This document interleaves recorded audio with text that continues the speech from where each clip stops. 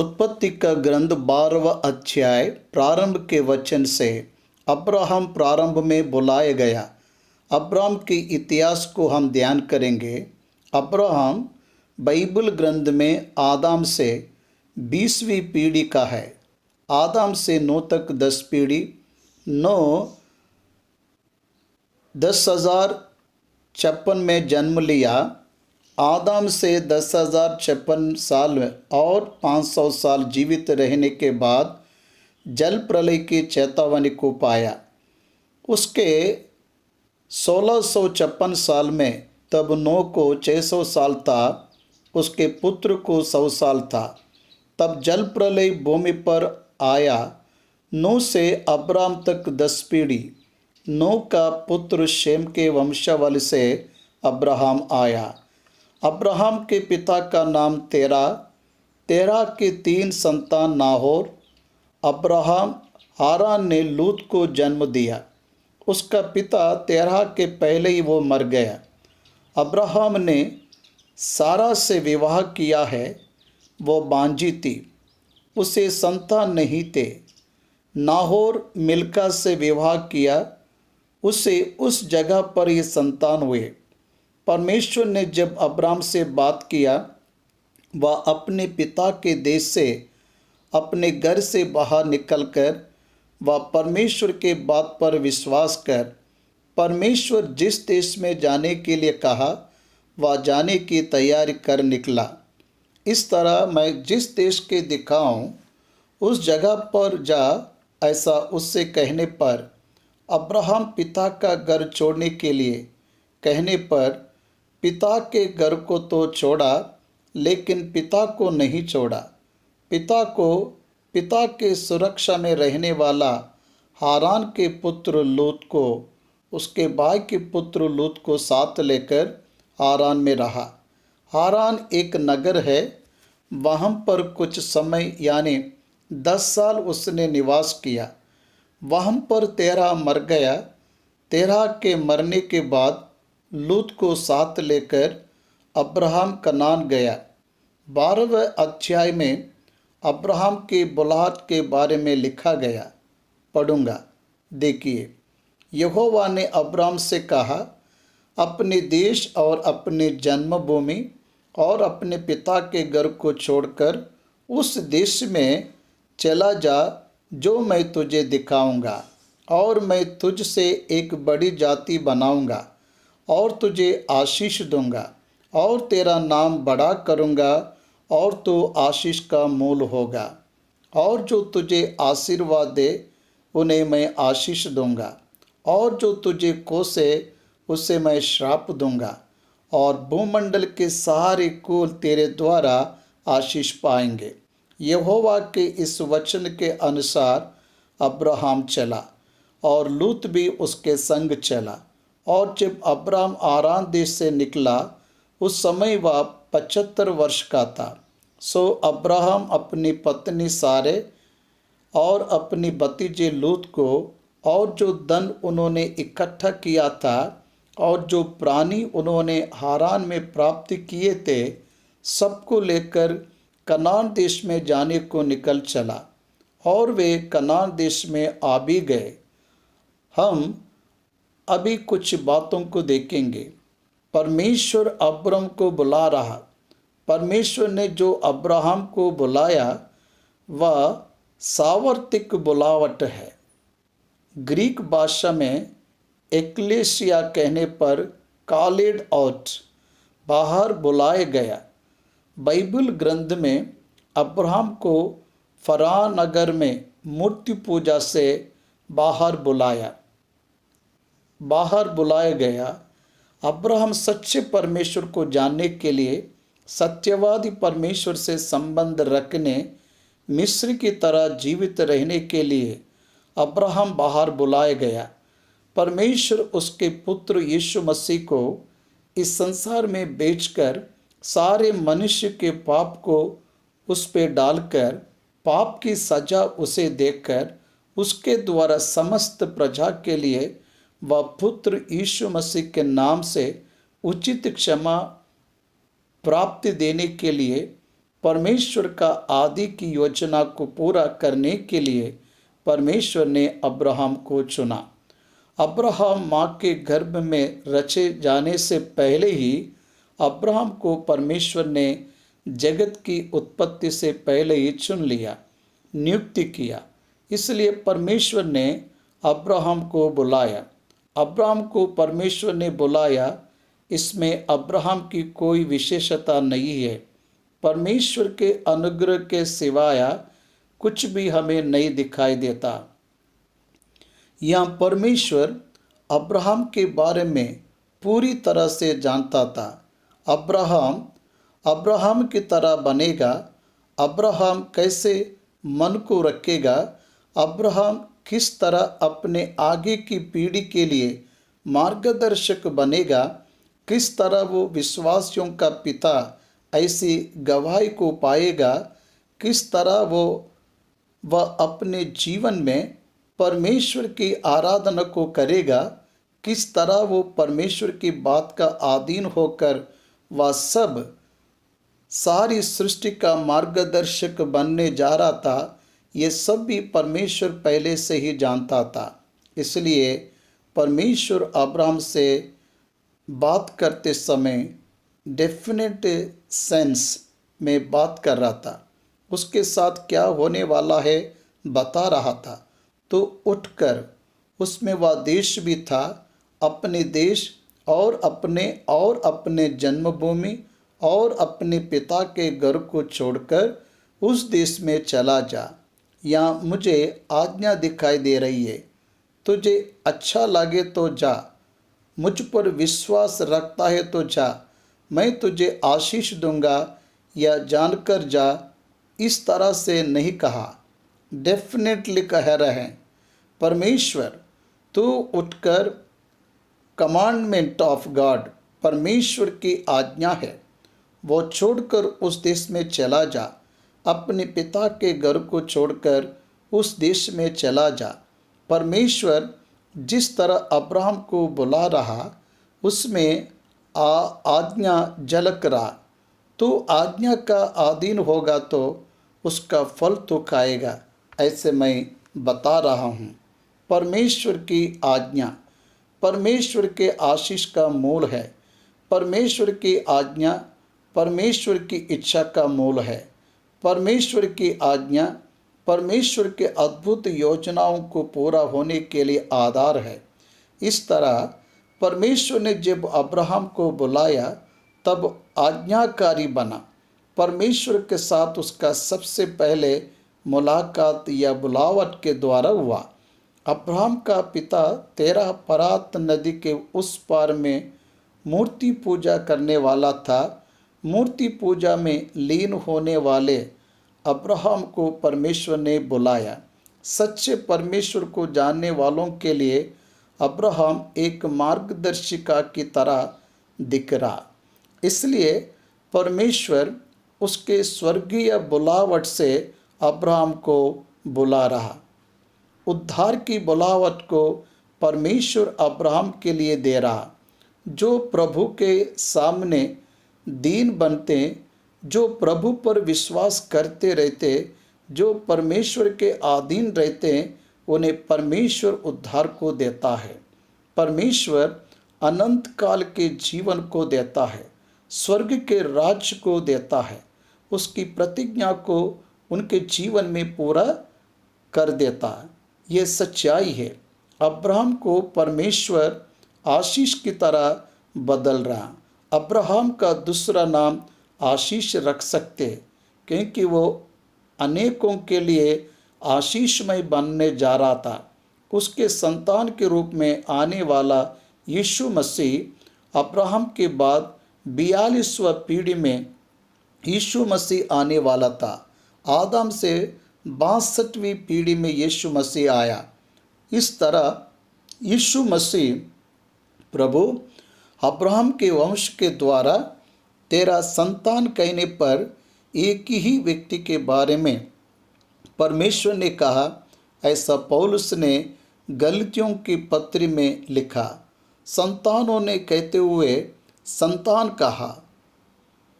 संतानों ना कहते हुए संतान कहा।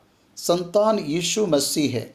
यीशु मसीह के द्वारा सारा संसार आशीष को पाया, क्योंकि यीशु मसीह को संसार के हर एक मनुष्य को आग के कुंड से बचाकर अनंत काल के जीवन को पाने के लिए भेजा गया। वहीं आशीष है। आशीष का मतलब भौतिक धन संपत्ति नहीं होता। आशीष का मतलब आध्यात्मिक। आशीष का मतलब निरंतर उसके साथ रहने वाला। आशीष का मतलब अनंत काल से संबंधित। आशीष का मतलब परमेश्वर से संबंध रखना, परमेश्वर के साथ संगति रखना ही है। That is the real blessing. वही सच्ची आशीष है। भूमि में भौतिक सुविधा रहना सच्ची आशीष नहीं है। भूमि पर मानव का जीवन सदा नहीं रहता। आशीष सदा रहने वाला जीवन है। अब्राहम आशीष का मूल होगा। कहने का मतलब तो उद्धार पाएगा। तेरा संतान के द्वारा बहुत से लोग उद्धार पाकर स्वर्ग के राज्य में आएंगे। वही अब्राहम को परमेश्वर के द्वारा दी गई आशीष है। अब्राहम को परमेश्वर के द्वारा दी गई बुलाहट है। तू उद्धार को पाएगा। तेरे वंश से आए हुए यीशु मसीह पुत्र यीशु मसीह के द्वारा पूरा संसार उद्धार पाएगा।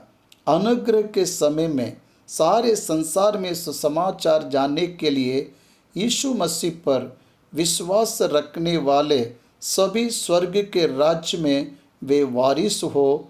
यही सच्ची आशीष है। अब्राहम से परमेश्वर कह रहा है, तुझे महान जाति ठहराऊंगा। आज उसमें से देश उठकर आए, देश आए। इधर मसीही अब्राहम के संतान है, ऐसे आध्यात्मिक रूप से बताते। यहूदी भी अब्राहम के संतान हैं, ऐसे बताते हैं। इस्माइल भी अब्राहम के संतान हैं, ऐसा बताते। अरेबियन, जुदास, क्रिश्चियन संसार में सबसे ज़्यादा मात्रा में या प्रजा ही है। विश्व भर में अधिक मात्रा में अब्राहम की पहचान को नहीं जाने वाला नहीं है। अब्राहम को अपना पिता कहने वाले भी है। अब्राहम से परमेश्वर ने कहा, मैं तेरा नाम बड़ा करूँगा, तुझे महान ठहराऊँगा, तेरे नाम को बड़ा करूँगा। आज आप जिस देश में हो, आप जहाँ भी निवास करते हो, वहाँ पर अधिकतर लोग इस नाम के ही दिखते हैं, अब्राहम। ये नाम बहुत बहुत ज़्यादा संसार में लगाते हैं। क्यों?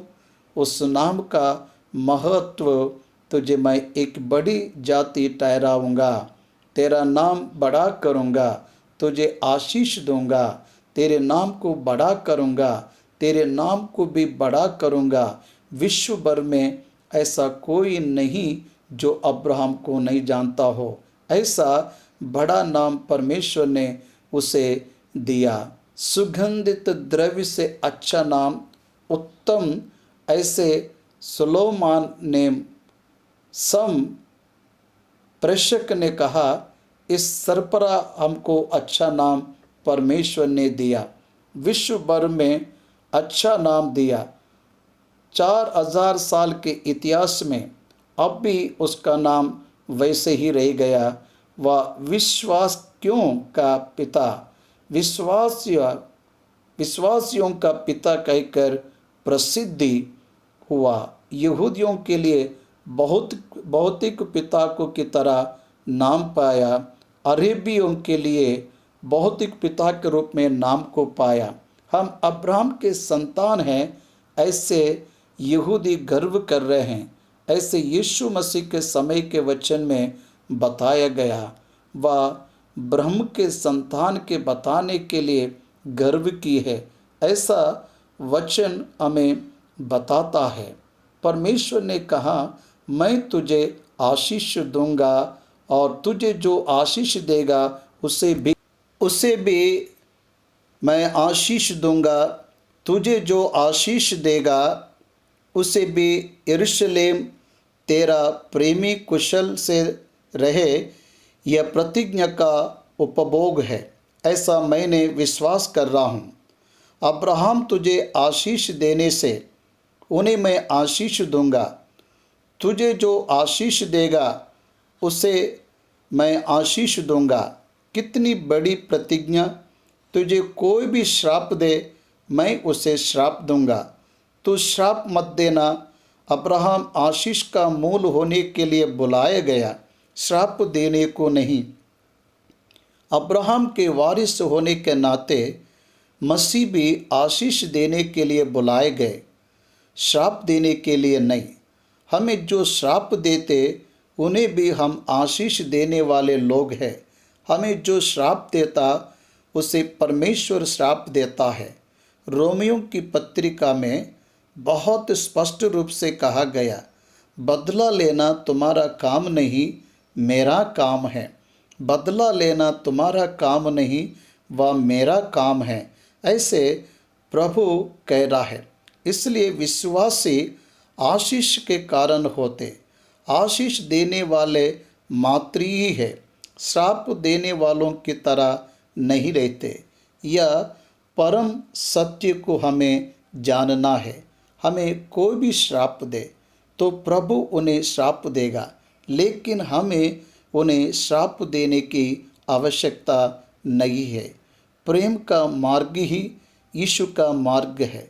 प्रेम का मार्ग ही परमेश्वर के द्वारा अब्राहम को बताया गया मार्ग है। तेरे द्वारा सारी जाति, all the nation and all the families, वंश, जाति, देश यीशु के कारण आशीष को पाएंगे। अब्राहम को सबसे पहले सुसमाचार सुनाया गया। The first gospel reach to Abraham to come out from the world. विश्व से, संसार में से बाहर आ अब्राहम, वही सुसमाचार है। कॉल्ड आउट, बाहर बुलाए गया। बाहर आने के कारण हमें पता चल रहा है कि उसने सुसमाचार पर विश्वास किया। द फर्स्ट बिलीवर की तरह हम देखते हैं। कॉल्ड आउट पर्सन की तरह उसे महत्व मिला। हमको उत्पत्ति से आदम के इतिहास से अब्राहम के इतिहास तक बहुत से विश्वासी रहने पर भी सुसमाचार की जानकारी अब्राहम को द्वारा ही प्रकट हुआ। अब्राहम के कारण ही आया, अब्राहम के समय में ही आया। अब्राहम का मूल पिता आदम को एदन के बगीचे में पाप करने तुरंत बाद यीशु मसीह उसके पाप की क्षमा के लिए आने वाला है। इस सच्चाई को आदम पर प्रकट किया, वहाँ उन्होंने उस बात पर विश्वास किया, इसलिए वे उद्धार को पाए। परमेश्वर का पुत्र अनेक के लिए आने वाला है, इस बात पर विश्वास किए, इसलिए वे उद्धार को पाए। परमेश्वर का पुत्र पाप के निवारण के लिए आने वाला है, ये बात पर अब्राहम ने विश्वास किया, वो भी उद्धार को पाया। इस तरह अब्राहम को परमेश्वर ने आशीष दिया, उद्धार का आशीष दिया। केवल भौतिक धन संपत्ति से ही नहीं, अब्राहम को परमेश्वर ने आशीष नहीं दिया। अब्राहम के निमित्त इब्रानियों के पत्री में प्रभु कहता है, उनके लिए परमेश्वर शहर को बना रहा है, वैसे लोगों के लिए ये संसार योग्य नहीं है। विश्वासियों के लिए ये संसार योग्य नहीं है। इसलिए परमेश्वर एक स्थिर शहर को वही शिल्पी, वही निर्माणकार बनकर बना रहा है। उस शहर में हम प्रवेश करने जा रहे हैं। ऐसे उद्धार पाने वाले सभी के लिए बाइबल गवाही दे रहा है। ये वचन आपको आशीष दे, ऐसी विनती करता हूँ। चौथा वचन यहोवा के उस वचन के अनुसार अब्राहम चला। ये अधीनता को दर्शाता है। यहोवा के कहे अनुसार कहीं पर भी अपनी खुद की सोच को अप्लाई नहीं किया। सुनी गई बातों के अधीन रहना ही मसीह का लक्षण है। दी गई वचन के अधीनता में आना ही मसीह लक्षण है। खुद की समझ, खुद की बुद्धि, खुद की ज्ञान का उपयोग नहीं किया। निश्चय आत्माकारिता को अब्राहम ने दिखाया, आज्ञाकारिता को अब्राहम ने दिखाया। निश्चय रूप से अधीनता ना तोड़ते हुए आज्ञाकारी रहना, संपूर्ण आज्ञाकारी रहना विश्वास करने के लिए सबूत ना थे। तब अब्राहम विश्वास कर पाया। परमेश्वर पर विश्वास करने के लिए सबूतों की ज़रूरत नहीं है। विश्वास एक ही आधार है। आधार ना रखने पर भी भरोसा रखने ही विश्वास है। जो दिखता उसके लिए आशा नहीं रखना, ऐसे इब्रानियों के कर्ता ने कहा। जो नहीं दिखता उसके लिए आशा रखना। रेलवे स्टेशन में ट्रेन साइट होने के बाद आशा रखने की क्या ज़रूरत? ट्रेन अनाउंसमेंट होने के बाद ट्रेन प्लेटफॉर्म पर आएगा, ऐसे आशा रखना, वही आ जाता है। वही आशा रखना है। जिस पर आशा रख रहे वो देखने की ज़रूरत नहीं है। जो नहीं दिखता उस पर भरोसा रखना ही विश्वास है। जो नहीं है वो ये सबूत अब्राहम किस पर भरोसा रख कर आया। अब्राहम भूमि के ऊपर रहने वाले कनान की आशा में आया क्या?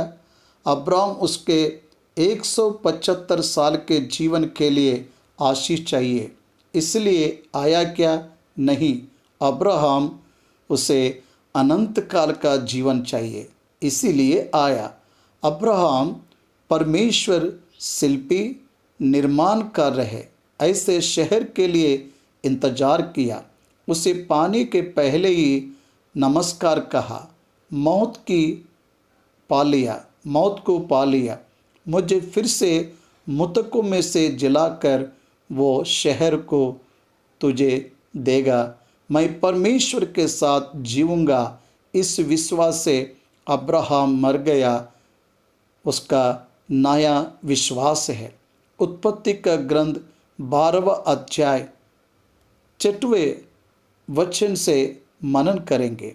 अब्राहम उसके भाई का पुत्र लूत, अब्राहम की पत्नी सारा, उसके साथ काम वाले वो हारान में इकट्ठा किए धन संपत्ति कनान को लेकर आए। वहाँ पर कनानी लोग निवास कर रहे थे। उस देश के बीच से जाते हुए अब्राहम शेकेम में, जहाँ मोरे का बांज वृक्ष है, पहुँचा। उस समय उस देश में कनानी लोग रहते थे। नूह के पुत्रों में से हाम का पुत्र कनान है। हाम नूह को जन्म देने के कारण परमेश्वर ने हाम के पुत्र कनान को श्राप दिया। कनान परमेश्वर की दृष्टि में श्रापित है।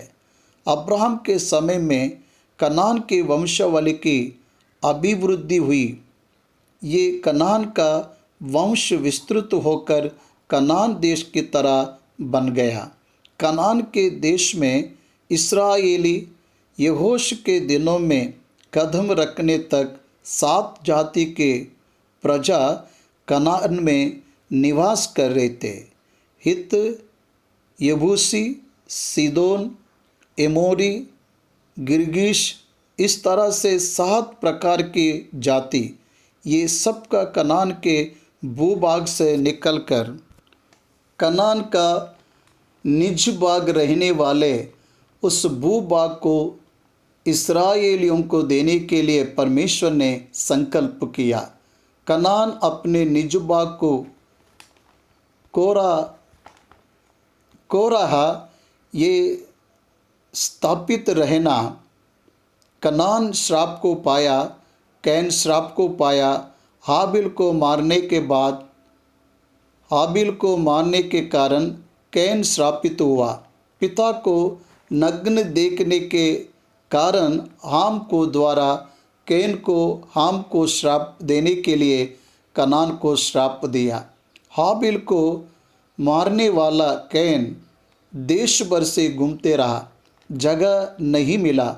उस तरह इधर उधर संचार कर रहा था, खुद का स्थल नहीं था।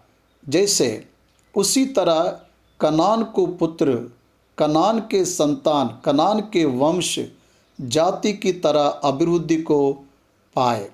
ये लोग इस्राएलियों के द्वारा भगा कर जाने के कारण ये लोग किस जगह के रहा गए, बाद में ये जाति का अंत हो गया। आगे के इतिहास में वे नहीं दिखाई देते। उस भूमि पर कोई निज बाग नहीं है। इस तरह ये कनानी निकाल दिए जा रहे थे। इस तरह अब्राहम उस कनान के लिए बाग में संचार कर रहा था। नूह के समय से अब्राहम के समय की कालावधि 300 साल है। 1650 में फ्लड आया। आदम से कंटिन्यू साल में 1650 में फ्लड आया। आदम से कंटिन्यू साल में मतलब ईसा पूर्व 2350 साल में अब्राहम 1948 में जन्म लिए। बीसी के अनुसार बीसी 2050 में जन्म लिया। मतलब ये 3 साल 100 में हाम की वंशावली अभिवृद्धि को पाकर बड़ी जाति की तरह अभिवृद्धि को पाए। बहुत वंश परिवार आ गए। वो जहाँ निवास करते हैं वहाँ मोरे पर्वत के पास बांज का वृक्ष, वो मोरे पर्वत में बांज वृक्ष के पास सबसे पहले अब्राम उतरा। वो वहाँ से शेकेम नामक जगह तक चला। शेकेम तक संचार किया और मोरे पर्वत के बांज वृक्ष के पास रुक गया। अब्राहम जहाँ पर उतरा वहीं पर ही फिर से 18वें अध्याय के पहले वचन में वही जगह पर फिर से आया। ममरे के बांज वृक्ष के पास आया। 18वें अध्याय में अब्राहम उसके भाई के पुत्र लूत को साथ लेकर आया। तब यहोवा ने अब्राहम को दर्शन दिया। परमेश्वर अब्राहम को 7 बार दर्शन दिया। उत्पत्ति हमें गवाही दे रहा है। परमेश्वर प्रकट हुआ, पर कहाँ पर प्रकट हुआ? बांज के वृक्ष के पास उतरने के बाद परमेश्वर प्रकट हुआ। अब्राहम के पिता तेरह के मौत के बाद परमेश्वर अब्राहम को प्रकट हुआ। अब्राहम के पिता तेरह के मौत के बाद परमेश्वर अब्राहम को प्रकट हुआ। वो पहली बार था। अब्राहम को जो प्रकाशन मिला अब वो दूसरी बार है। प्रकट होकर तेरे संतान को ये देश दूंगा कहने पर तब वो उसे प्रकट हुआ। यहोवा के लिए एक वेदी को बनाया। तंबू वेदी अब्राहम के जीवन में ये 2 बात हैं, बहुत प्रमुख है। अब्राहम तंबू में निवास करने के लिए जीवन को दिया। अब्राहम ने परमानेंट प्लेस नहीं बनाया। परमेश्वर उसे परमेश्वर उसे जिस जिस जगह पर जाने के लिए कहे वो जगह पर जाने के लिए यात्री की भावनाओं में ही अब्राहम जीवित रहा। तेरे संतानों को ये देश दूंगा, मतलब कनान देश, दूध और मधु की धारा बहने वाली श्रेष्ठ फलदायी देश। ये देश अब्राहम के पुत्र संतानों को देता कहने पर, तेरे संतान को कहने पर, परमेश्वर ने इसहाक के संतान अब्राहम का पुत्र इसहाक से हुए इस्राएल परिवार को परमेश्वर कनान का भूभाग देगा, ऐसे कहा। ये इतिहास के बाद आप देखने से इस्माइल हाजिरा को अब्राहम के द्वारा जन्म हुआ, परंतु उसे फरान जंगल में अब्राहम ने भेजा, ऐसे वचन गवाही दे रहा है। इस्माइल की भी अभिवृद्धि हुई, परंतु वो प्रतिज्ञा का पुत्र नहीं है, खुद के निर्णय से जन्म लिया पुत्र है। परमेश्वर की प्रतिज्ञा का पुत्र इसहाक है। सारा के मृत्यु के पश्चात अब्राहम ने कतूरा से विवाह किया, 6 पुत्रों को जन्म दिया। वे 6 पुत्रों को पूर्व देश में इनामों के साथ भेजा गया, लेकिन अब्राहम के संतान होकर कनान देश को पा सके, ऐसा अवसर परमेश्वर ने उन्हें नहीं दिया। इस तरह परमेश्वर की प्रतिज्ञा का पुत्र इसहाक ही है। इसहाक के द्वारा जन्म लिए ही विश्वासी प्रतिज्ञा के संतान हैं।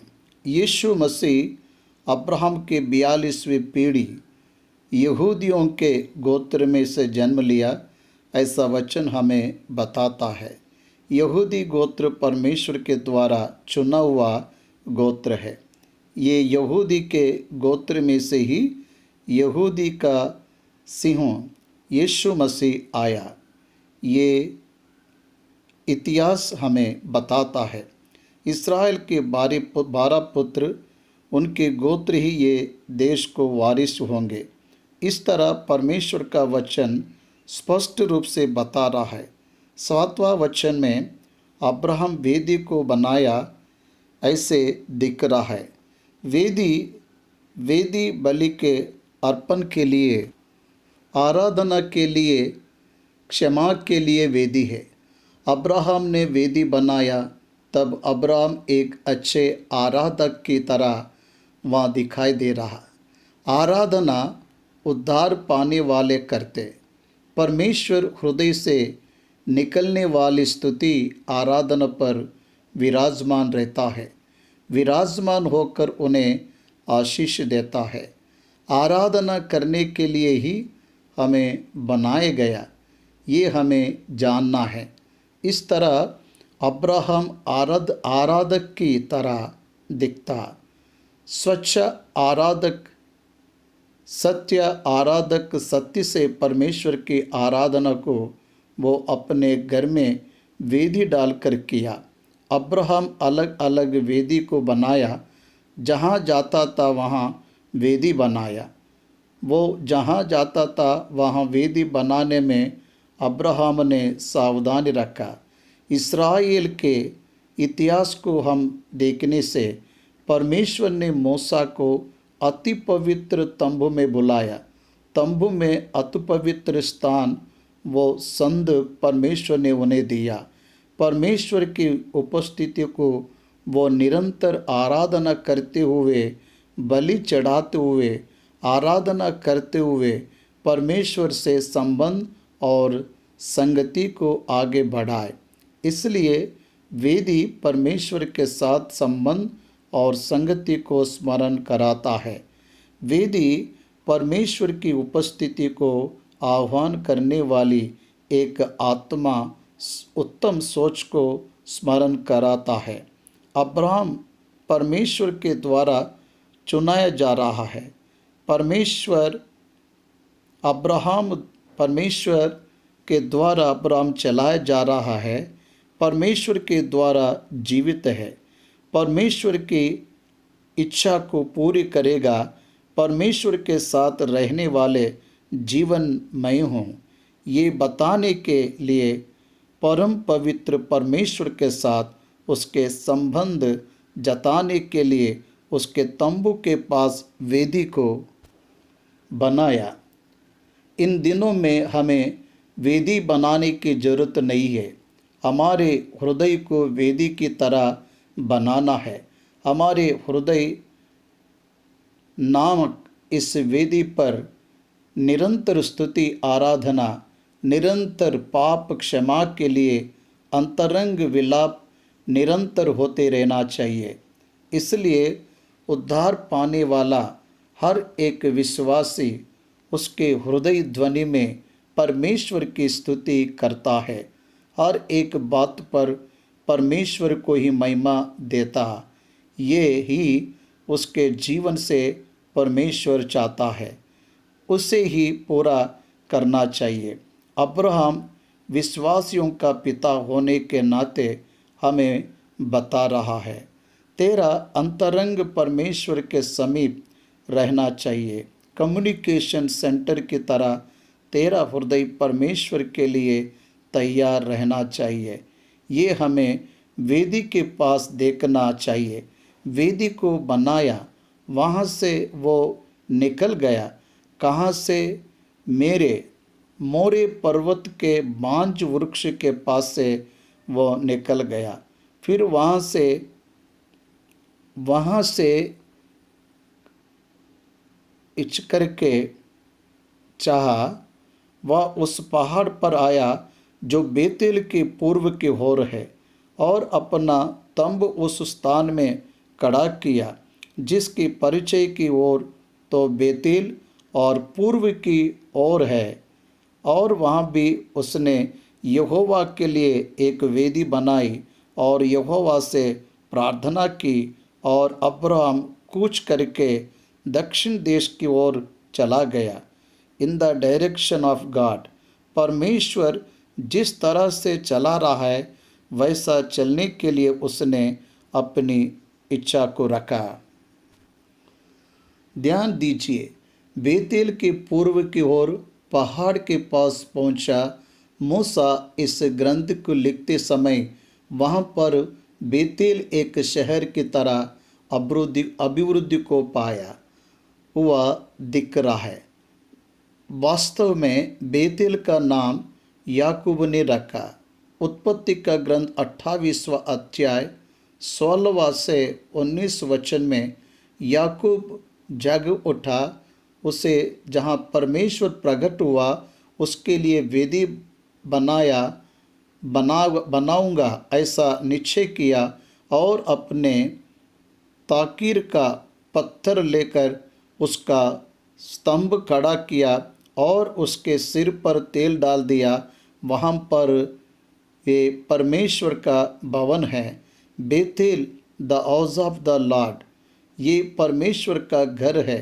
परमेश्वर यहाँ पर है। परमेश्वर मुझे यहाँ पर प्रकट हुआ, इसलिए बेतेल नाम को रखा। अब्राहम जब उस पहाड़ पर पहुँचा तब वहाँ बेतेल शहर नहीं था, लेकिन मूसा ईसा पूर्व 1600 साल में इस विशेष वचन को लिखते समय वहाँ बेतेल शहर है। ध्यान दीजिए, इतिहास के अनुसार, समय के अनुसार शहर बढ़ते गए। देखिए, अभी भी जब हम उदाहरण के रूप से देखते हैं तो एक समय जो गांव था वो पंचायत बन गए, जो पंचायतें वो म्यूनसिपालिटी बन गए। माइनर म्यूनसिपालिटी का रूपांतरण मेजर म्यूनसिपालिटी से हुआ। मेजर म्यूनसिपालिटी कॉरपोरेशन में रूपांतरित हुए। इस तरह जनसंख्या जैसे बढ़ रहे हैं, अभिवृद्धि को पाते हुए नागरिकता बढ़ रहा है, तो नए नए जगह, नए नए देश, नए नए नगर का निर्माण होता। इससे इस रूप से हर एक मनुष्य जानता है इस तरह एक नए जगह पर कुछ लोग जाकर निवास करने से वो एक नया टाउनशिप की तरह अभिवृद्धि होता है। रहस्य को शहरों को देखिए, शहरों के लिए एक्सटेंशन काउंटर की तरह हेम्बलेट्स एक अच्छी प्रजा क्षेत्र होकर नहीं, शहर की तरह अभिवृद्धि का पाकर उनका अच्छा नाम रखकर उन्हें मुख्य शहरों के साथ जोड़कर नगर का विस्तार होते हुए दिखता। अब्राहम जब गया तब वो बेतेल का पहाड़ शहर नहीं था, वहाँ सिर्फ पहाड़ ही था, पर मूसा से वचन को जब लिख रहा था तब वहाँ बेतेल गांव है वैसे दिखाई दे रहा है। बेतेल के पूर्व की ओर पहाड़ के पास पहुंचकर अपना तंबू उस स्थान पर खड़ा किया जिसकी पश्चिम की ओर बेतेल और पूर्व की ओर है, और वहाँ भी उसने यहोवा के लिए दूसरी वेदी बनाया। दूसरी वेदी में आराधना के साथ पाप क्षमा वाली बलि के साथ उसने प्रार्थना को जोड़ा। ऐसे वचन हमें स्मरण दिलाता है। प्रार्थना परमेश्वर के साथ संगति को बढ़ाता और प्रोत्साहित करता। प्रार्थना की शक्ति को हर विश्वासी को जानना है। पूरे बाइबल ग्रंथ में प्रार्थना करना, विनती करना, दोहाई देना, ये शब्द अनेकों जगहों पर बहुत बार देखने को मिलता है। हर व्यक्ति के जीवन को जब हम देखते हैं तो वो प्रार्थना योद्धा की तरह ही दिखते। प्रार्थना विनती प्रभु को हमारे समीप ले आता। परमेश्वर के उपस्थिति को हम अनुभव कर रहे हैं। ये सबूत प्रार्थना के द्वारा मिलता। पुराने नियम के प्रार्थना और नया नियम के प्रार्थना में क्या अंतर है? नया नियम में योग्य प्रार्थना कैसे करना हमें ये नहीं पता, इसलिए पवित्र आत्मा स्वयं हमें सहायता करने के लिए आए, हाय भरकर हमारे हृदय की विनती को प्रार्थना के रूप में परमेश्वर के पास ले आता। ऐसे रोमियों की पत्री हमें बताता, भाइयों और बहनों, प्रार्थना कामों को सफल करता। क्यों प्रार्थना करना चाहिए? परमेश्वर ने प्रार्थना को एक बलवंत हथियार की तरह विश्वास के जीवन में रखा। ये बात हमें जानना है। अब्राहम वेदी को बनाकर ए और बेतेल के बीच में खड़ा हुआ, वहाँ पर वेदी को बनाया, वहाँ पर उसके घर में वेदी को खड़ा किया। हर एक के घर में परमेश्वर की वेदी रहना चाहिए। हर एक के घर में परमेश्वर की उपस्थिति में प्रार्थना करने का अनुभव रहना चाहिए। अब्राहम के पास भौतिक वेदी था। विश्वासी होने के कारण हम अंतरंग को वेदी बनाकर हमारे हृदय को परमेश्वर के साथ जोड़े हुए दिखे। ऐसे जीवन को हमें रखना है। इस तरह अब्राहम परमेश्वर यहोवा के नाम से प्रार्थना को किया। अभी हम विश्वासी यीशु मसीह के नाम से प्रार्थना करते हैं। पिता, पुत्र, पवित्र आत्मा के नाम से नया नियम में बताए गए यीशु का नाम, हाँ, यीशु के नाम से हमारी प्रार्थनाएं सफल होते हैं। यीशु के नाम में किए जाने वाली प्रार्थनाओं पर परमेश्वर विजयमान है। परमेश्वर उस प्रार्थनाओं को विशेष महत्व देकर जवाब देता। इस नाम के अलावा कोई भी नाम से प्रार्थना नहीं कर सकते। ये नए नियम में हमें सिखाया गया सत्य है। अब्राहम यात्रा करते हुए दक्षिण की ओर गया। अब्राहम आध्यात्मिक जीवन के रूपांतरण यहाँ दिखाई दे रहा है। परमेश्वर के बुलावट का अधीन हुआ, परमेश्वर के साथ चल रहा, परमेश्वर के उपस्थिति में प्रार्थना कर रहा है, वेदी के पास आराधना कर रहे हैं, पाप क्षमा के लिए अपने जीवन को तैयार कर रहा है। एक तरह से बताया जाए तो अब्राहम दिन प्रतिदिन परमेश्वर के उपस्थिति में चलने में सफल हुआ। वैसे समय में ही अब्राहम के जीवन में परीक्षा प्रारंभ हुआ। वो जब दक्षिण दिशा में जा रहा था, दक्षिण दिशा के देश में अकाल आया, अकाल बारी था। सभी लोग मिस्र में जा रहे थे। मिस्र में जाने वालों के साथ अब्राहम मिस्र में चला गया। यहाँ पर एक प्रमुख बात को हमें जानना है। मसीह संसार से संबंधित परिस्थितियों से सबकी तरह हमें भी उनके तरह बहाते हुए स्थिति में नहीं रहना चाहिए। मसीह संसार में समस्या आने पर प्रार्थना योद्धा की तरह रहना चाहिए।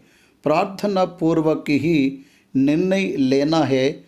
इसके अलावा संसार में चल रही बातों की ओर आकर्षित नहीं होना चाहिए। मिस्र जाने के लिए परमेश्वर ने अब्राहम को अनुमति नहीं दिया। मिस्र में जाने के लिए इसहाक को भी परमेश्वर ने अनुमति नहीं दिया। मिस्र में जाने के लिए परमेश्वर ने याकूब और उसके वंश को ही चुना। इस तरह उत्पत्ति के 15वें अध्याय में परमेश्वर ने अब्राहम को बताया 400 साल की वह भयंकर कष्ट का समय, बंदी का समय, शत्रु देश में, पराये देश में रहने के समय, वो समय सिर्फ याकूब के संतान वहाँ पहुँचने के बाद होने वाला था। इस तरह अब्राहम और इसहाक का मिस्र में जाना परमेश्वर ने पसंद नहीं किया, परंतु अब्राहम ने परमेश्वर के इच्छा के विपरीत में मिस्र में चला। मिस्र में जाने से पहले अब्राहम प्रार्थना करता था तो अच्छा होता था, अनुकूल है ऐसे सोचते हुए, आहार मिलेगा ऐसे सोचते हुए, इसलिए मिस्री की ओर कदम रखा। विश्वासी अपने आधार के लिए परमेश्वर पर ही आधारित रहना चाहिए, भू संबंध वस्तु पर आधारित नहीं रहना चाहिए। विश्वासी का भौतिक जीवन भी परमेश्वर के अनुग्रह के द्वारा ही चलता है, वो उसके खुद के निर्णय से नहीं चलता। इसलिए हमारे हर दिन का भोजन हमें दे, ये प्रार्थना को परमेश्वर ने स्वर्ग की प्रार्थना में सिखाया। इस तरह हमें जो आहार मिलता वो परमेश्वर के द्वारा दिया होता। हमारी बुद्धि ज्ञान के कारण नहीं मिलता, हमारे कष्ट करने के कारण नहीं मिलता, हम अनुग्रह से ही आहार को पाते हैं। विश्वासी और अविश्वासी का अंतर यही है। अविश्वासी आदम के वारिस है, विश्वासी मसीह के वारिस है। आदम मिट्टी से संबंधित है, आदम मिट्टी के फल को पाया, शारीरिक संबंधी और मिट्टी से संबंधित है, लेकिन विश्वासी वैसा नहीं है। विश्वासियों का आध्यात्मिक जीवन और भौतिक जीवन प्रतिज्ञा की हुई है, परमेश्वर को ही उस पे जिम्मेदारी है, उसके लिए हमें सोचने की आवश्यकता नहीं है। पहाड़ पर प्रचार करते समय यीशु मसीह ने स्वयं कहा, तुम्हारे सारे ज़रूरतों को मैं जानता हूँ। फिलिपियों 4:19 में प्रभु ने प्रतिज्ञा किया, मसीह यीशु के महिमा में हर एक गठरी को वही पूरी करेगा। अब्राहम के आहार की आवश्यकताओं को अब्राहम को पूरा नहीं करना है, परमेश्वर अब्राहम के लिए उपलब्ध कराएगा। 40 साल इस्राएलियों के अरण्य यात्रा में इस्राएली उचित ही आहार को प्राप्त किए, परिश्रम करके, खेती करके नहीं, आकाश से मन्ना दिया गया। इसलिए विश्वासियों को ये निश्चय जानना है, उनके पालन पोषण की जिम्मेदारी परमेश्वर ने लिया। जब हम परमेश्वर पर विश्वास कर परमेश्वर के संतान हुए, तब से हमारे पालन पोषण की जिम्मेदारी परमेश्वर की रहती है। मिस्र देश का आश्रम लेने की जरूरत नहीं है, इसलिए अब्राहम दक्षिण देश में अकाल पड़ने पर परमेश्वर की ओर ना देखते हुए मिस्र की ओर देख रहा। पूरा संसार का आश्रय लिया हो, परंतु अब्राहम को मिस्र का आश्रय नहीं लेना चाहिए। उत्पत्ति का ग्रंथ 12वां अध्याय का 10वां वचन। और उस देश में अकाल पड़ा और अब्राहम मिस्र देश को चला गया कि वहाँ परदेशी होकर रहे, क्योंकि देश में भयंकर अकाल पड़ा था। परमेश्वर ने अब्राहम को बुलाया और बुलावट को हमें समझने के लिए, मैं तुझे जो देश दिखाऊं उधर जा, तेरे संतान को मैं वह देश दूंगा। इन बातों में आपको कोई अर्थ और समझ में आ रहा है क्या? अब्राहम तेरे पिता के घर को छोड़, तेरे गांव को छोड़, तेरे जगह को छोड़। अब्राहम का बल उसका गांव है, उसका स्वदेश है। तेरे व्यक्तिगत बल और तेरे व्यक्तिगत स्थान को, तेरे व्यक्तिगत परिवार को बाजी में रख।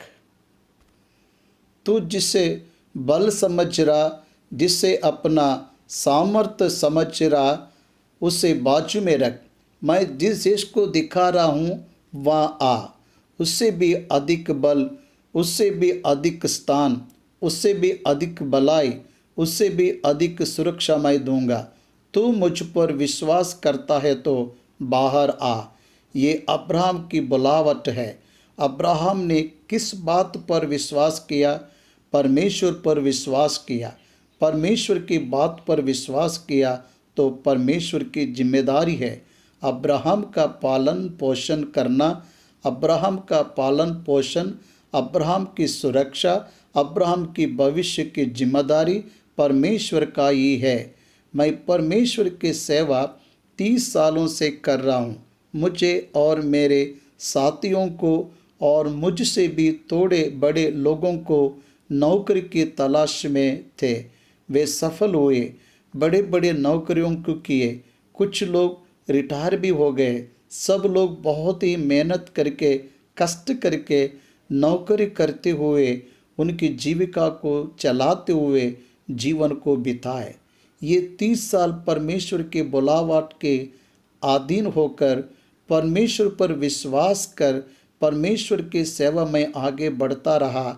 30 साल बाद अगर आप मुझसे पूछेंगे मैंने कैसे जीवन को बिताया हूँ, और मेरे साथियों से पूछेंगे कि वह लोगों ने कैसे जीवन को बिताया, तो उनका जवाब और मेरा जवाब अलग रहेगा।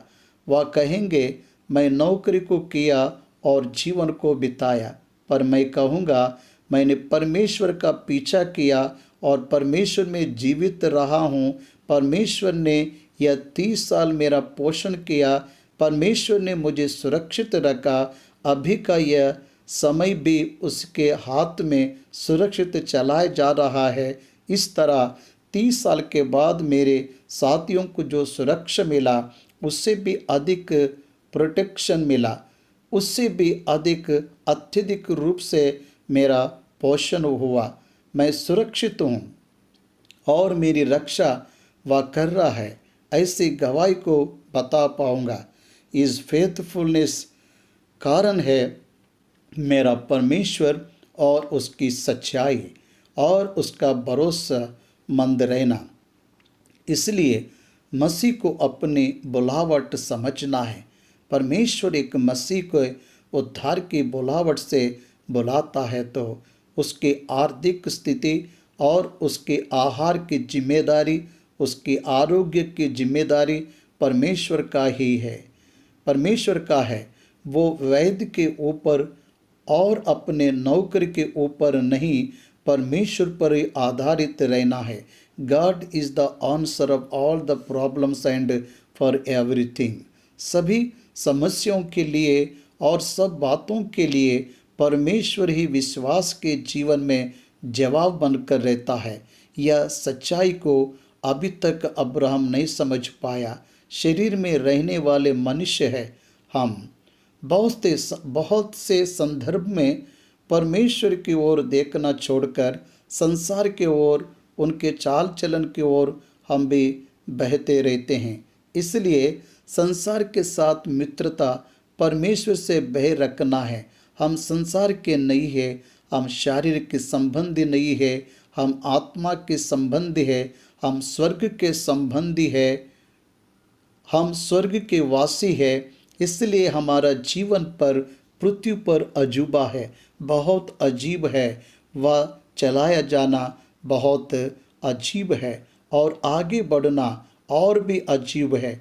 इस बात को जो नहीं समझता है वो विश्वास होकर भी अन्य जाति की तरह लड़खड़ाने लगता है। अब्राहम भी उसी तरह लड़खड़ा गया।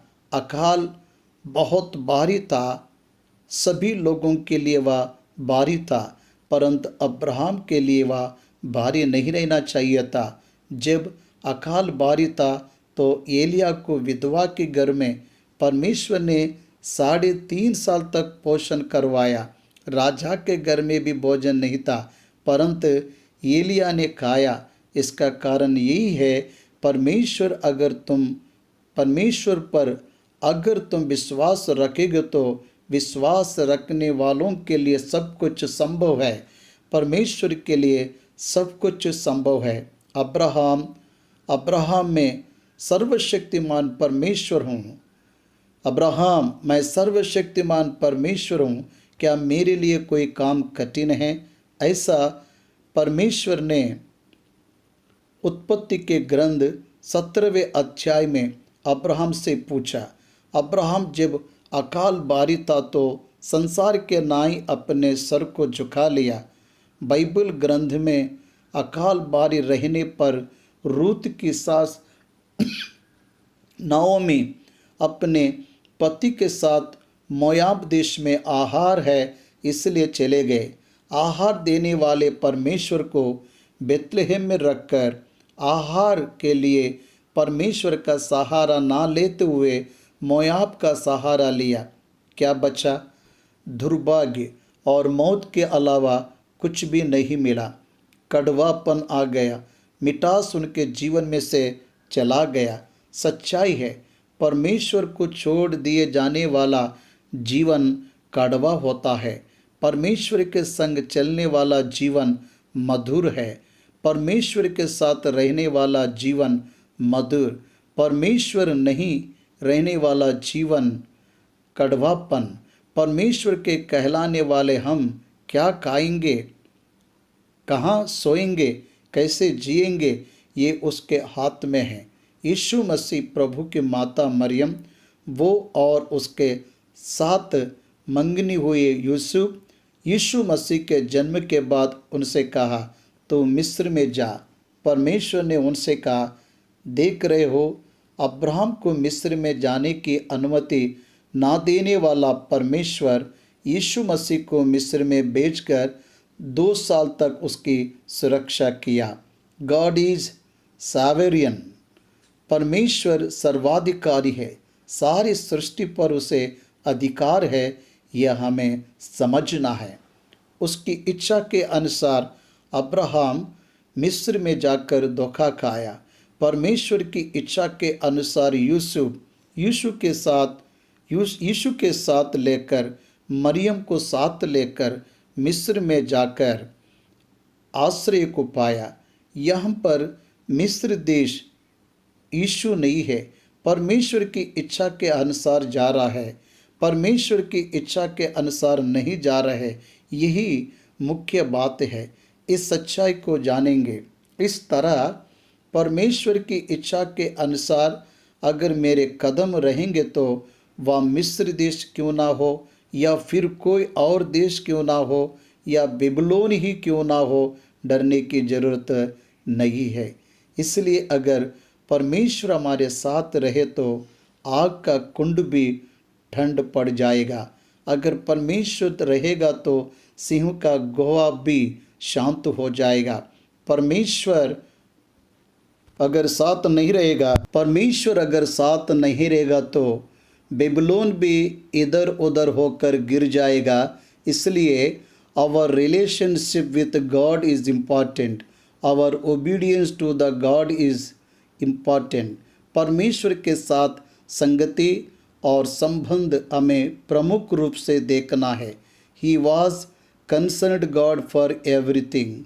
परमेश्वर से हर बात की सलाह लेने का अभ्यास करना चाहिए।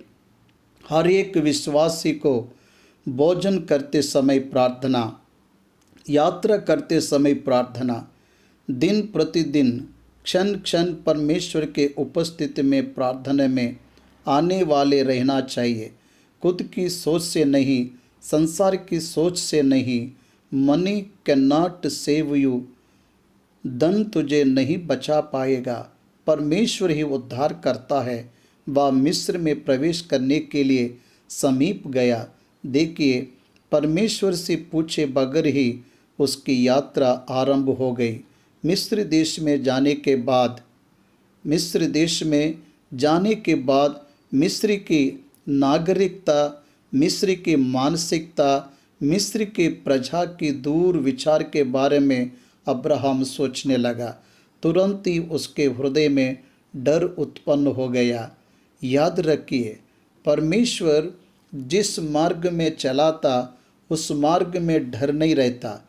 भयंकर मार्ग हो सकता परंतु डर नहीं रहता। Please note it. परमेश्वर जिस मार्ग में चला रहा है वह भयंकर मार्ग हो सकता है परंतु भय नहीं रहेगा। वह जंगल भी क्यों ना हो, डरने की जरूरत नहीं। परमेश्वर पोषण करता है, परंतु परमेश्वर ना चलाए ऐसा मार्ग कितना ही अच्छा क्यों ना हो, वह मार्ग में बहुत डर रहता है। मिस्र में जा रहा है तो आनंदित होना चाहिए। क्यों डर रहा है? अब्राहम मिस्र देश की प्रजा में कोई धार्मिकता नहीं है, अधर्मी है,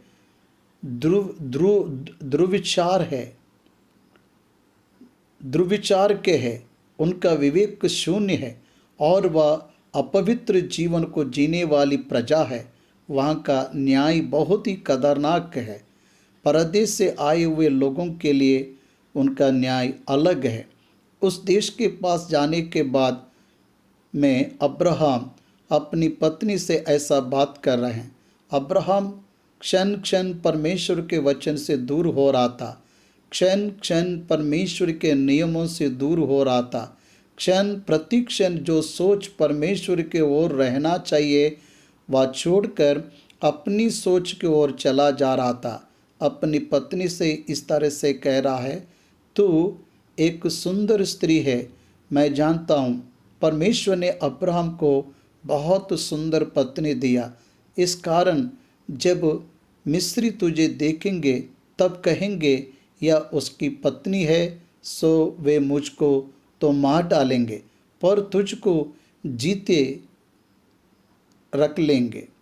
किसने बताया तुझे? उत्पत्ति ग्रंथ 12वां अध्याय 7वां वचन में क्या कहा परमेश्वर ने? तेरे संतान को यह देश दूंगा। तू किस देश की ओर जा रहा है? कनान देश को छोड़कर दक्षिण दिशा की ओर जाते हुए मिस्र देश में जा रहा है। उस देश में जाने के लिए परमेश्वर ने कहा क्या? तेरे संतान को इस देश को दूंगा कहने पर मौत की बात कहाँ से आया? अब्राहम परमेश्वर के वचन को भूल गया, परमेश्वर की प्रतिज्ञा को भूल गया। उसको निश्चय संतान होंगे और वह संतान को कनान देश देगा। ऐसे अब्राहम को विश्वास करना चाहिए था।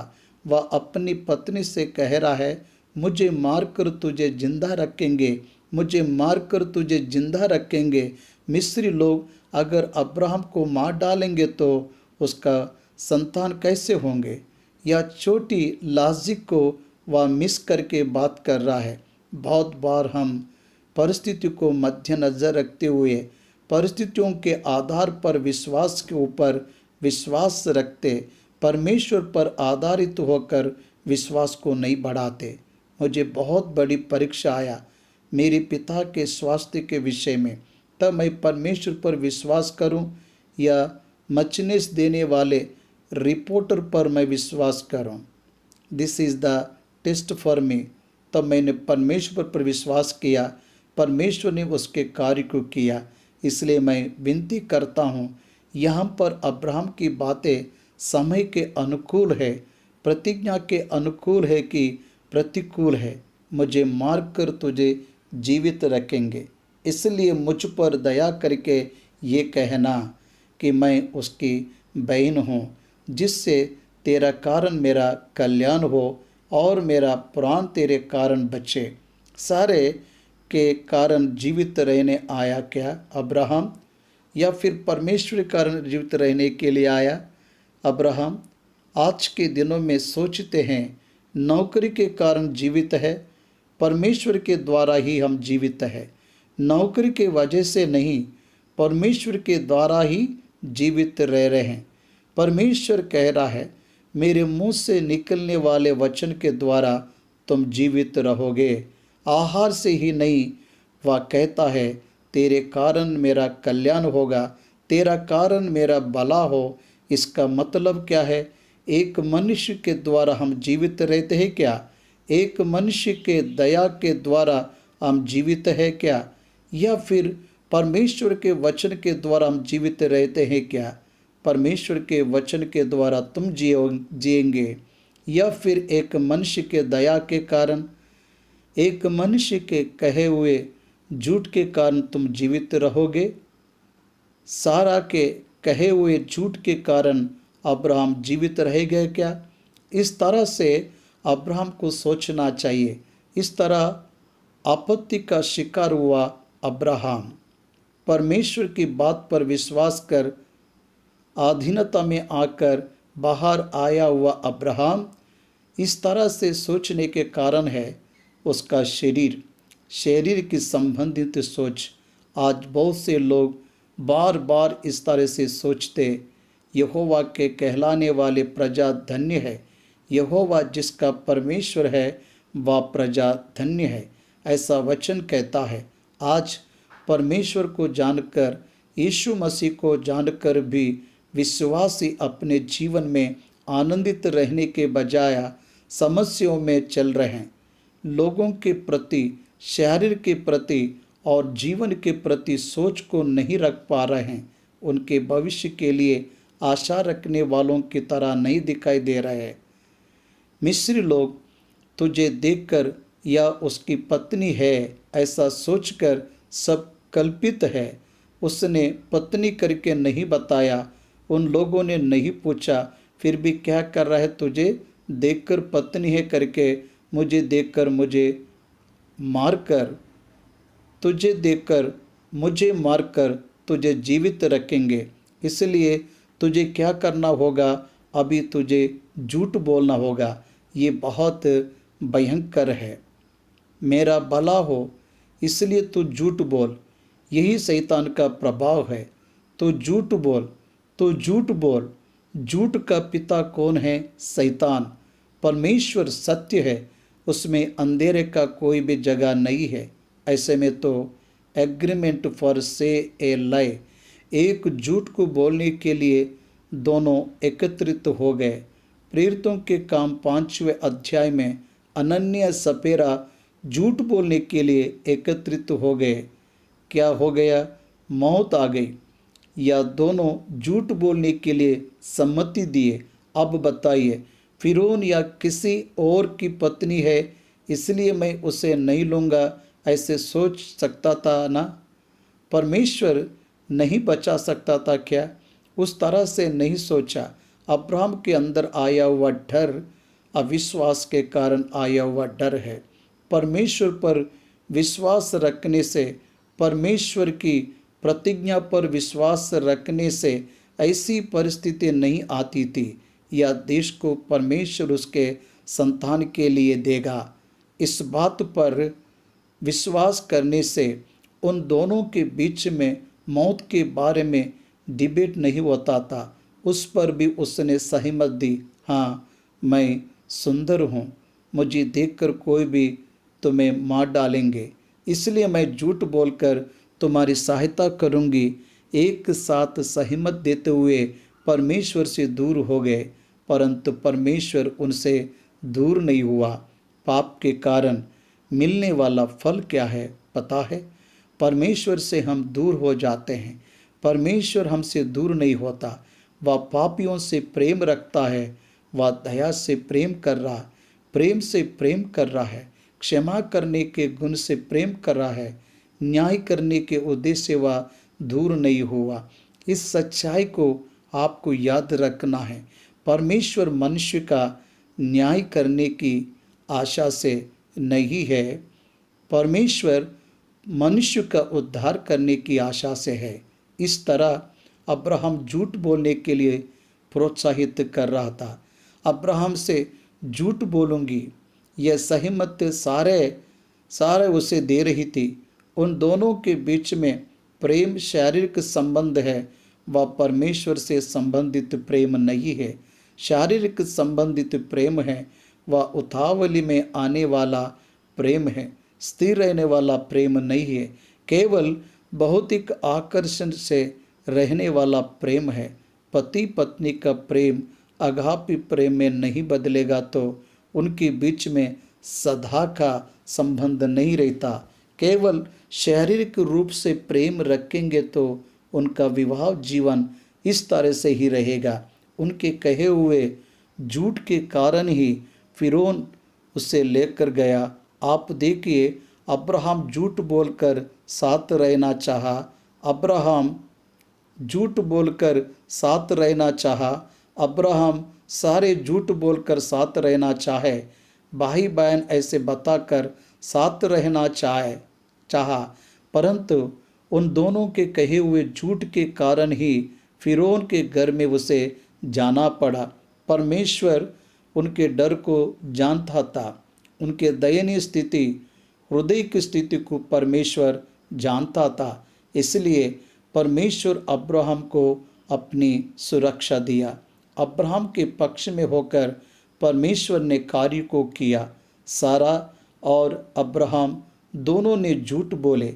देश में जाने के बाद, अब्राहम मिस्र में पहुंचने के बाद, तब मिस्रियों ने उसकी पत्नी को देखा कि यह अति सुंदर है, और फिरौन के हाकिमों ने उसको देखकर फिरौन के सामने उसकी प्रशंसा की। सो वह स्त्री फिरौन के घर में रखी गई। फिरौन के सामने पराये देश से आए हुए स्त्रियों में से एक स्त्री आई, वो बहुत सुंदर है, खूबसूरत है, ऐसे तारीफ करना प्रारंभ किए। अब क्या हुआ? इंक्वायर किए, दूसरे की पत्नी है करके पता चलने से मार कर ले जाता था शायद, परंतु बहने कहने पर वातावरण पूरा अनुकूल हो गया। उसे ले जाकर फिरौन के घर में रखे। अब बताइए, अब क्या बोलेगा अब्राहम?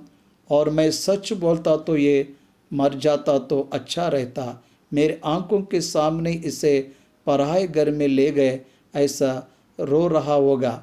मैं सोच रहा हूँ अब्राहम निश्चय रो रो कर प्रार्थना किया होगा, प्रभु मैं मूर्खता का काम किया, ऐसे बोला होगा। प्रार्थना नहीं भी किया होगा, फिर भी परमेश्वर ने प्रतिक्रिया दिखाया, परमेश्वर ने दखल दिया।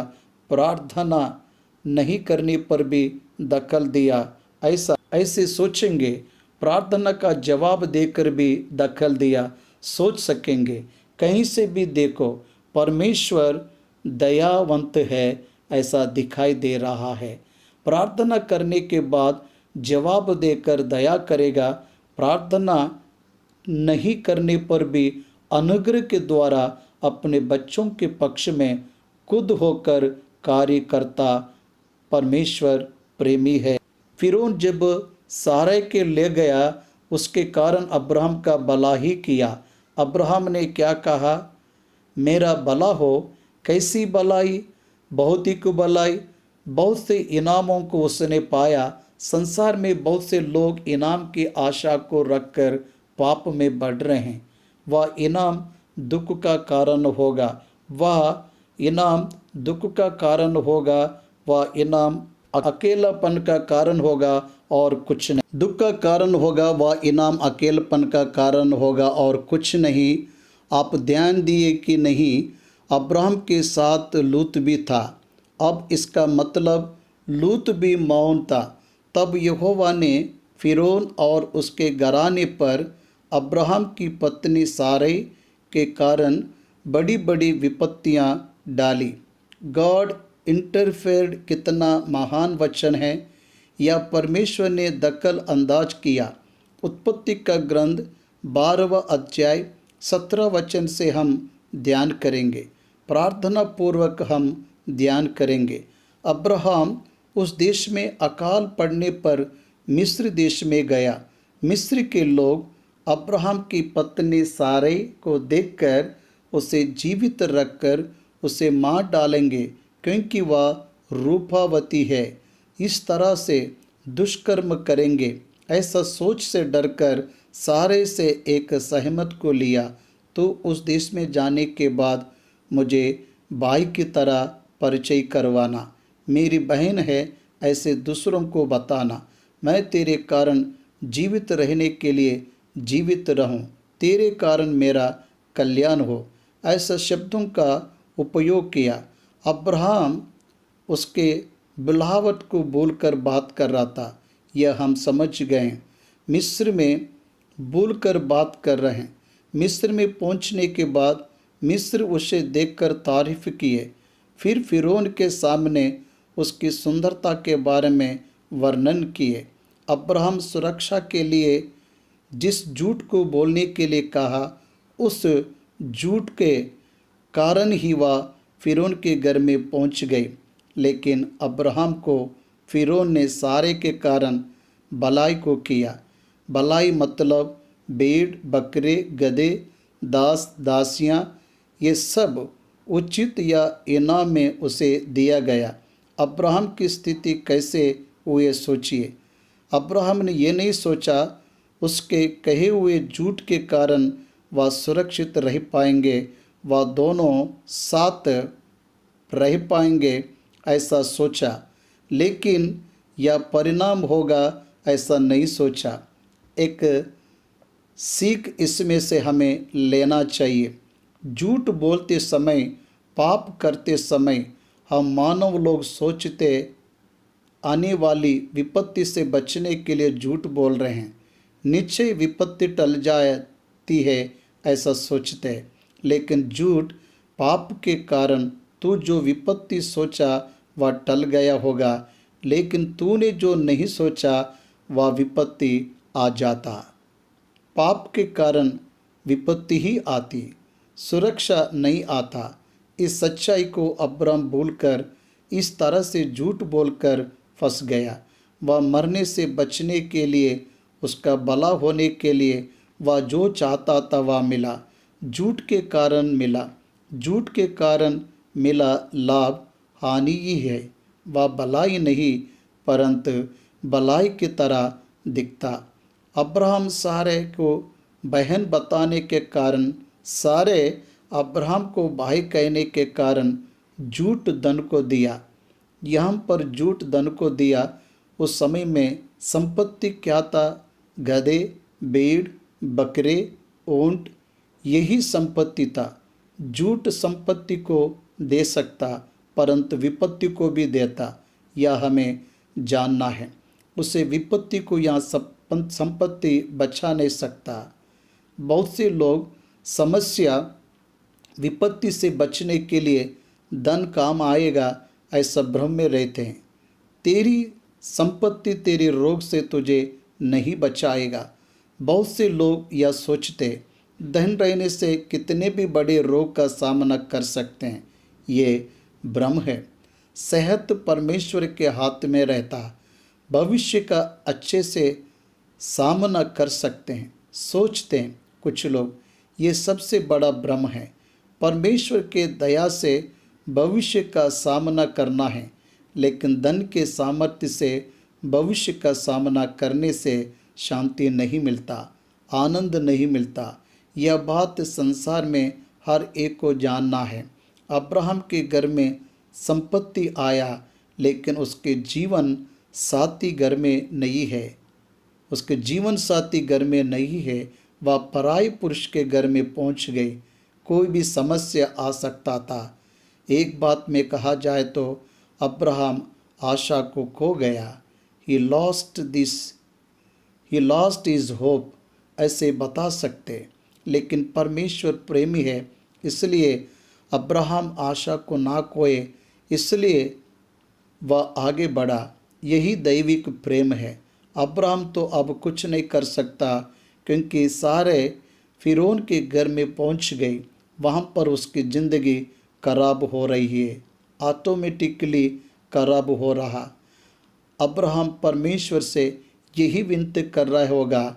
अब्राहम का झूठ अब्राहम के सर पर विपत्ति और समस्या को ले आया। पत्नी के बिना जीने से क्या लाभ? वो नहीं रहेगी तो परमेश्वर के साथ किस तरह से रहेगा? अब्राहम जी पाएगा? इस तरह अब्राहम का हृदय दुख, वेदना और अकेलापन में बीत गया। अब्राहम अकेला हो गया, क्योंकि उसके साथ अभी उसकी पत्नी नहीं है। परंतु 17 वचन में यहोवा ने फिरौन और उसके घराने पर अब्राहम की पत्नी सारै के कारण बड़ी बड़ी विपत्तियां डाली। परमेश्वर अगर दखल नहीं देता था तो अब्राहम और सारै की कहानी समाप्त होता था। उसके बाद उनका इतिहास बाइबल में नहीं दिखता था। वह वचन है, परमेश्वर यहोवा अब्राहम की पत्नी सारै के कारण, देखिए यहाँ पर रिलेशन लिखा रहा। परमेश्वर यहोवा सिर्फ सारै के कारण नहीं, परमेश्वर अब्राहम की पत्नी सारा के, इसलिए परमेश्वर ने अब्राहम को बुलाया। अब्राहम की पत्नी की सुरक्षा की जिम्मेदारी भी परमेश्वर ने अपने ऊपर ले लिया। अब्राहम अपनी पत्नी को बचाने से हार गया। अब्राहम का परमेश्वर उसकी पत्नी को बचाने में विफल नहीं हुआ। ऐसे परमेश्वर दिख रहा है। हम हमारी पाप के कारण विफल हो जाते, लेकिन हम हारे रहे, ये परमेश्वर को पसंद नहीं। उस विफलता से छुड़ाकर सफलता की ओर बढ़ाने के लिए परमेश्वर हमारे लिए उत्सुक रहता है, योजना को रखता है। अब्राहम की पत्नी सारै के कारण किसे बहुत ही पीड़ा दिया। फिरौन के घर वालों को, फिरौन को यह सब अजीब लग रहा। फिरौन के हाकिम उसकी तारीफ किए, इसलिए उसे लेकर आया, धर्म से ही लेकर आया। वह खुद से बहन है बताई, इसलिए लेकर आया। लेकिन घटी घटनाओं को देखकर वह आश्चर्यचकित हुआ। क्यों ऐसा हो रहा है? उसके घर वालों को, फिरौन को पीड़ा दिया, फिर उनके घर वालों को पीड़ा दिया। किस तरह की पीड़ा दिया यह लिखा नहीं है, लेकिन बड़ी पीड़ा दिया है ऐसा लिखा है। बड़ी पीड़ा, बड़ी विपत्ति फिरौन को दिया, उसके घर वालों को दिया। वह बीमारी है या मानसिक स्थिति है, किस तरह से विपत्ति को दिया इसे हम नहीं जानते, लेकिन बड़ी विपत्ति ऐसा लिखा हुआ है। मुझे लग रहा है हर तरह से फिरौन को नाश होने के लिए परिस्थितियां उतल पुतल हो जाए, ऐसे परमेश्वर ने किया। फिरौन ने अब्राहम से 18वां वचन में 2 प्रश्न पूछ रहा है। इस वचन में ही 2 प्रश्न और आगे के वचन में 1 प्रश्न दिखाई दे रहा है। मुझे लग रहा सारे ने रिवील किया होगा, मेरे कारण ही ऐसा तुम्हारे साथ हुआ, नहीं तो मिस्र में शकुन देखने की प्रथा है। ऐसे निर्गमन का ग्रंथ हमें गवाही दे रहा है। निर्गमन के ग्रंथ में फिरौन मूसा के द्वारा की गई अद्भुत कामों को अपने मांत्रिक लोगों के सामने रखने पर वे लोग भी उसी तरह करने का प्रयास किए। यूसुफ के भाइयों को के विषय में भी आहार के पात्र में चांदी की कटोरी रखी जाने पर अधिकारी कहता है, यूसुफ शकुन के अनुसार विचार करता है, आपको पता नहीं, ऐसा कहता है। उनके द्वारा पता किया, ऐसा हो सकता है शकुन के द्वारा पता किया होगा। शकुन से मिस्री लोग एक बात बता सकते या सत्य है, वह ये बात है या परमेश्वर के सामर्थ्य के अलावा और कुछ नहीं है, या बता सकते, क्योंकि मूसा के द्वारा किए गए अद्भुत काम मिस्र के पंडित करने का यत्न किए, उसमें से कुछ करने में सफल हुए, लेकिन उसकी तीव्रता को देखने वालों ने यह बताया यह परमेश्वर के सामर्थ्य या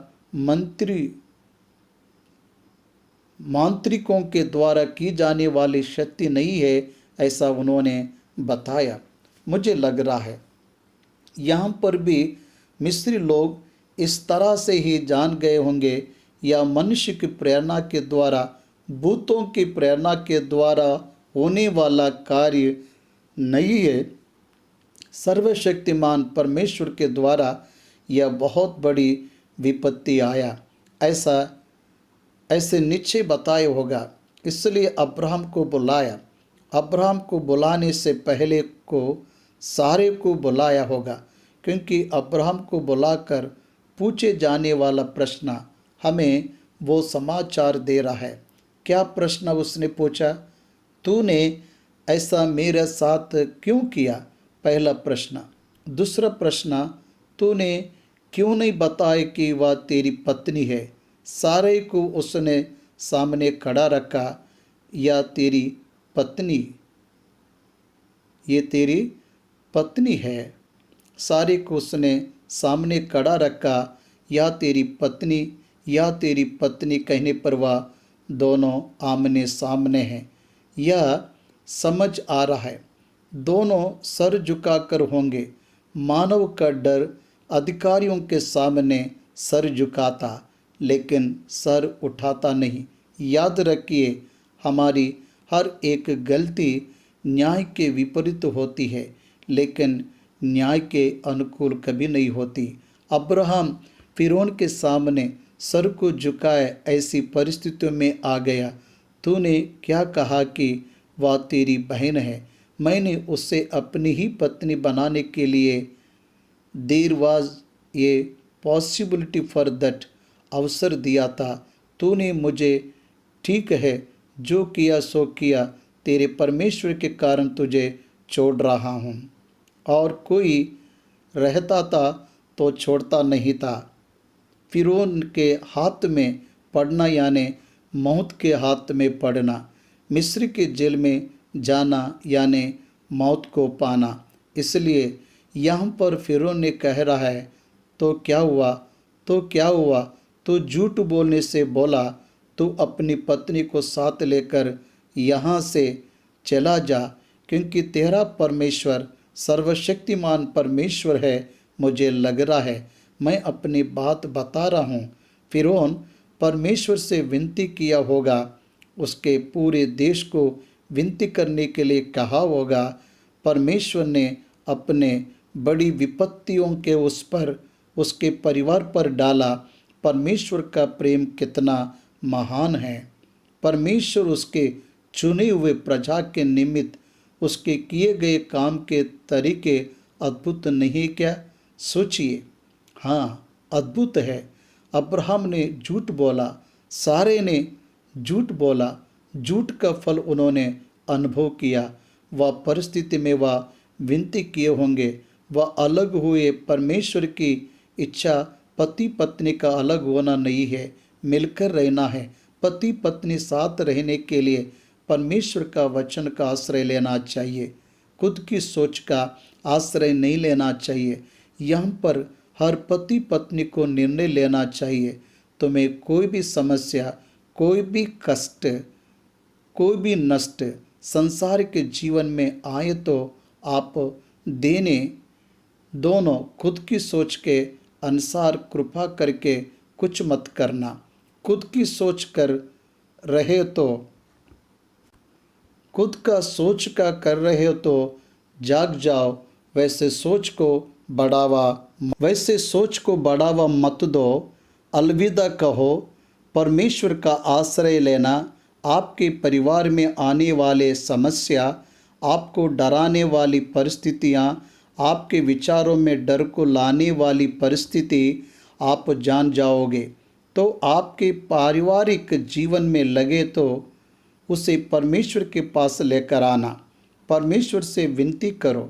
ऐसा ना करते हुए खुद की सोच को रखकर उससे बाहर निकालने के यत्न मत करो। वैसे करने से नुकसान आपका ही होगा। परमेश्वर ने अब्राहम पर दया किया, सारे पर दया दिखाया, क्योंकि उनके वंश में से ही यीशु मसीह प्रभु को आना है।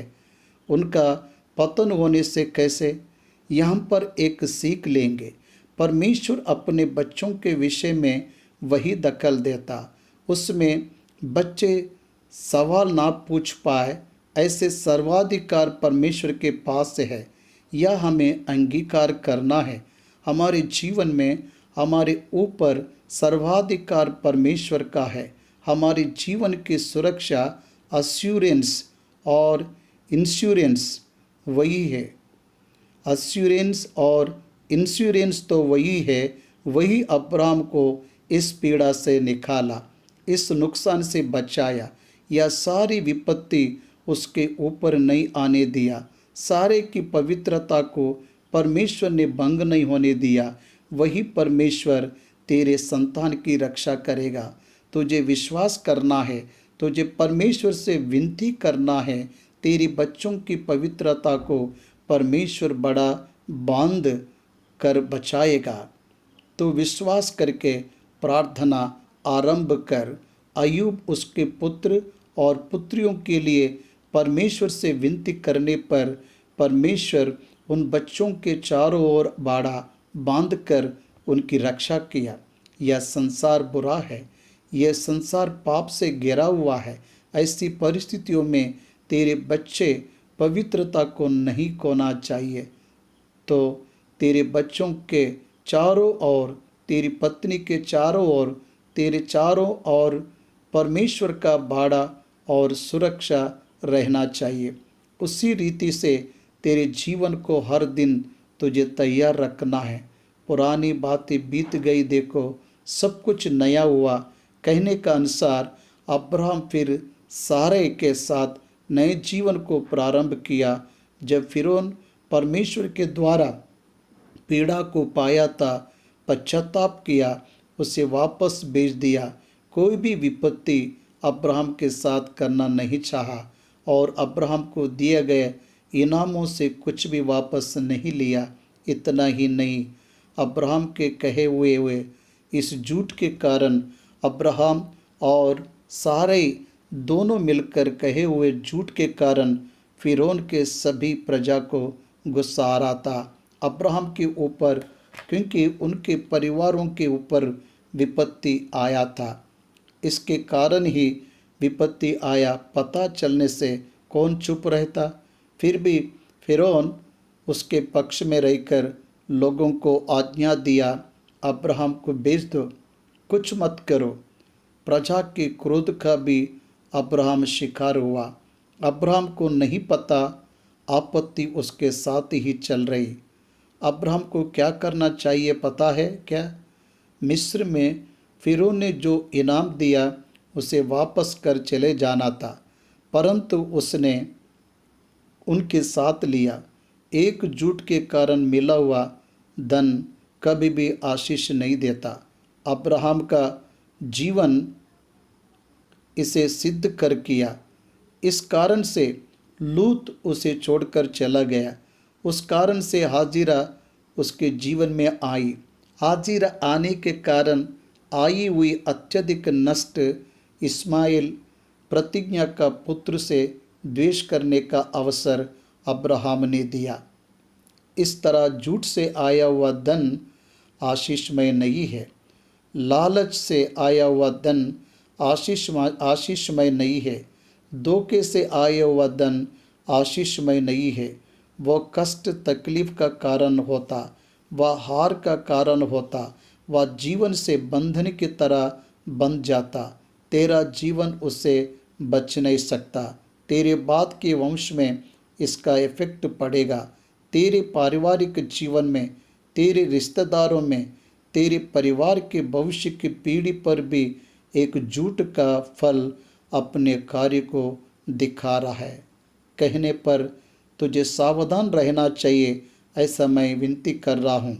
इसे लेकर जा, या ले तेरी पत्नी, बहन समझकर लेकर जाने वाले फिरौन के लोग सारे के ये तेरी पत्नी कहकर सौंप रहे। इसका कारण परमेश्वर की दखलंदाजी है।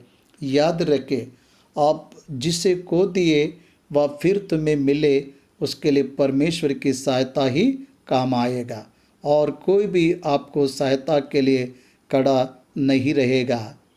ऐसा प्रभु के नाम में मैं विनती कर रहा हूँ। और फिरौन ने अपने आदमियों को उसके विषय में आज्ञा दी और उन्होंने उसको और उसकी पत्नी को सब संपत्ति समेत जो उसका था विदा कर दिया, क्योंकि वह परमेश्वर से डर गए। आप ये सच्चाई को जान लीजिए।